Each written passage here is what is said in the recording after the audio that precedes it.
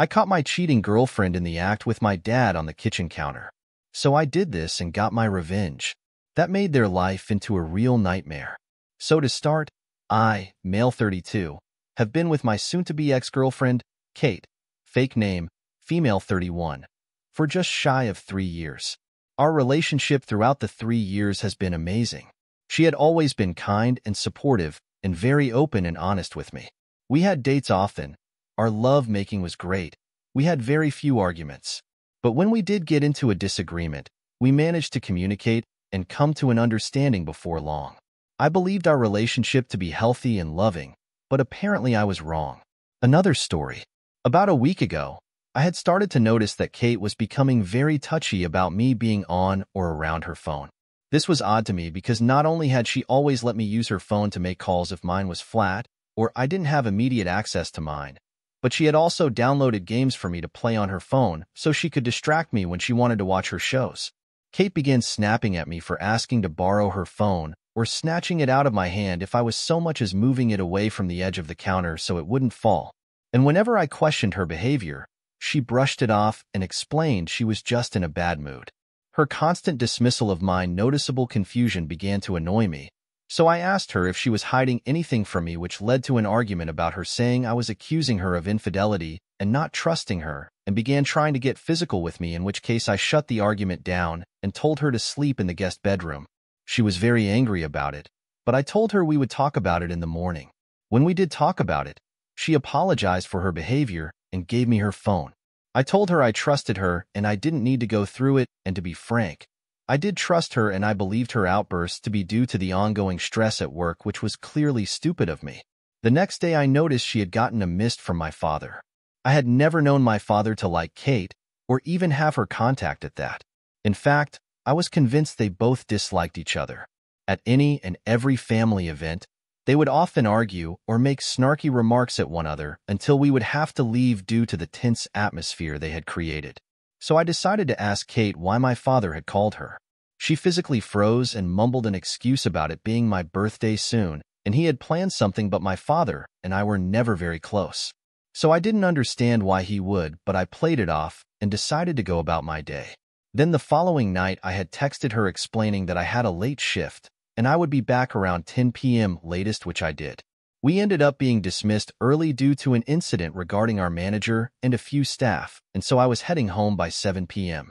I tried calling her, but she had her phone off, so I assumed it had gone flat, or she had turned it off, which she does often at home. When I made it home, I noticed my father's car 2 houses down from ours, and so I tried calling him, but his phone was also turned off, which I found odd because my mother likes his phone to be on so she can call him when she needs him. She's handicapped.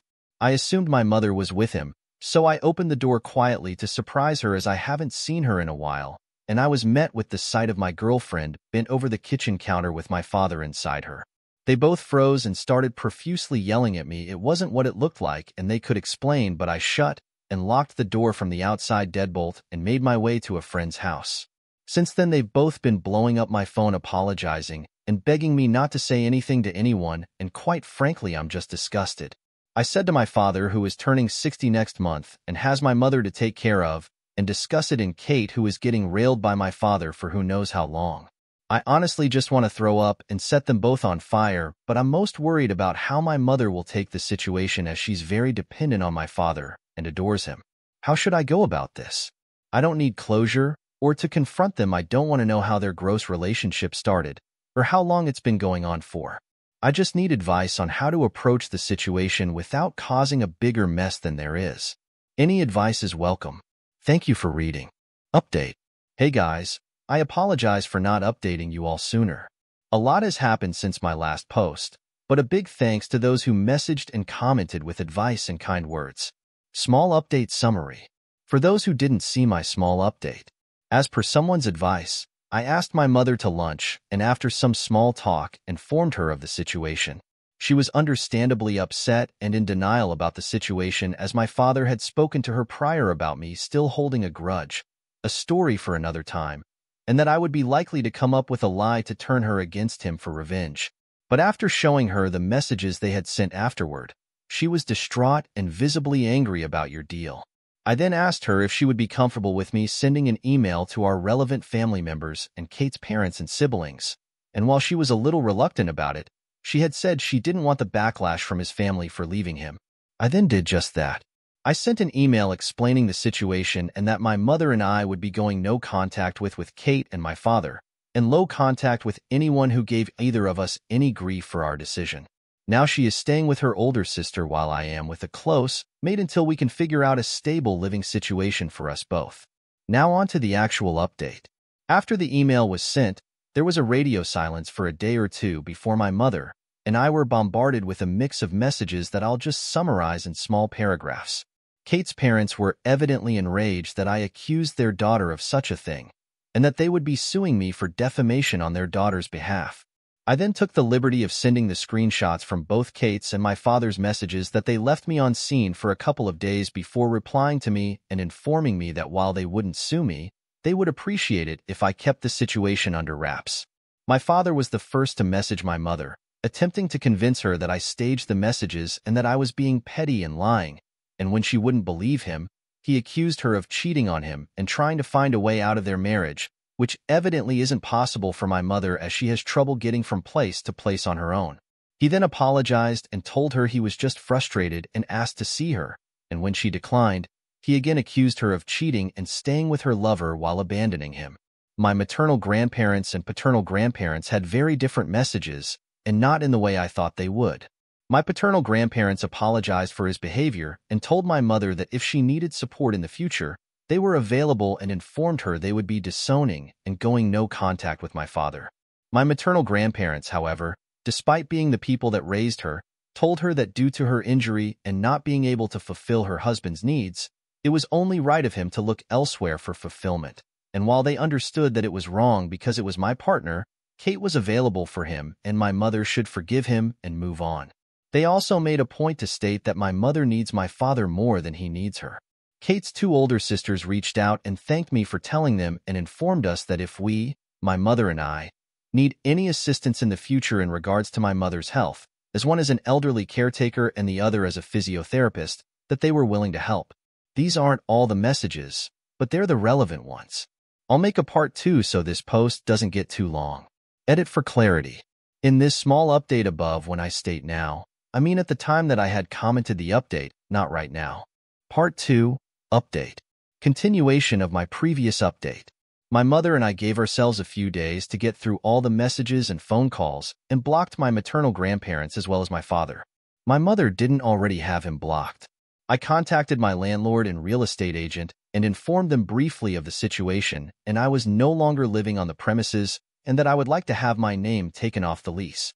Luckily, our lease was being renewed in that coming week. On the next day, they contacted Katie to inform her that I had taken my name off the lease for the following month. And in the next week, if she was unable to take on my portion of rent, she would have 3 months to vacate the property. I don't know how she reacted, but I could tell it wasn't overly ecstatic as her parents contacted me and asked if despite everything, I would be willing to pay her rent just for this month because she doesn't have the money for it at the moment. Obviously, I declined and told them that I no longer have anything to do with her anymore. They then informed me she was pregnant with my child and needed assistance from the father of her baby. And this would be a last goodbye. I then laughed and told them I most definitely wasn't the father of that baby, and if she was pregnant, and if she needed assistance from her baby daddy to contact my father, then I hung up and blocked them. On a brighter note, my mother and I have just put a down payment on a house together and are looking into hiring a caregiver to help my mother for when I have to work or trips out of state.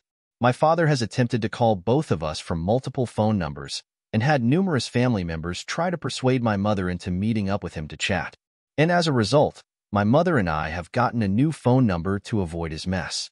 I also happen to hear from a mate that Kate is trying to hire a lawyer so she can get child support money from me, but apparently because she has no proof on the father and refuses to take a DNA test of the baby, she hasn't had any luck. Edit 1. I forgot to mention it above as I didn't see it as important when writing this, but Kate is apparently 5 weeks pregnant. We haven't been intimate for just under 2 months, so the baby is unlikely to be mine. If it is, I will pay a child support, but I want proof before I pay her money for a baby that may or may not be mine. Edit 2. Just to clarify, Kate and I weren't having issues during the time we weren't intimate. I was too tired to initiate due to work commitments, and at the time I assumed she was as well, but it's likely her needs were met by either my father or other parties. Edit 3. Something else I forgot to mention.